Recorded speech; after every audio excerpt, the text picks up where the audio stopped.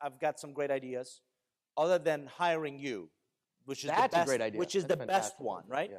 Give me some steps that I should be thinking about. Give me some things that I should focus on in 14.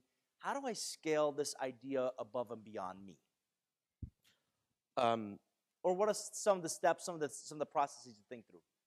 Sure. So there was a lot of conversation earlier around the book, right? And I think number one is change your mindset. Don't think of yourself as an author.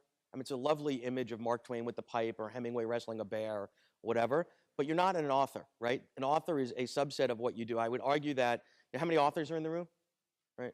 Okay. How many of you authors make your living from the authoring part of your lives? Yeah, okay.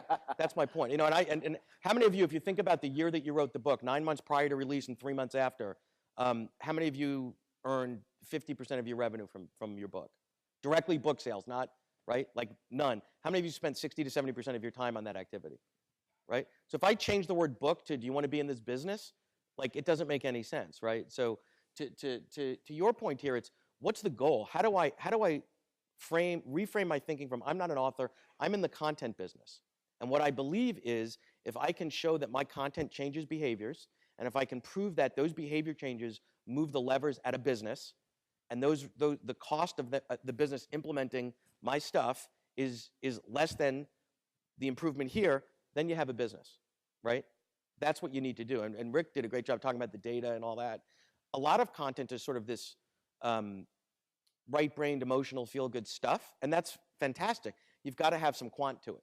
You've got to have a nice balance of qualitative and quantitative information to be able to share to the corporate customer, because they don't care how you feel. They don't care how their employees feel and the individuals feel. They care about moving the levers.